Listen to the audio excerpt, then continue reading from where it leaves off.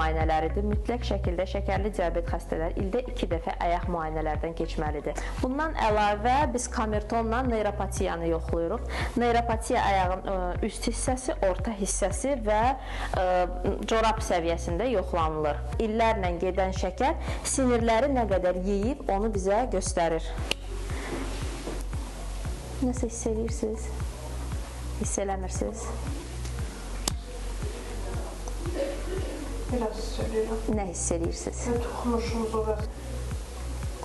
Yox, heç nə hiss eləmirsiniz. Biraz nə hiss edirsiniz? Titrəmə var.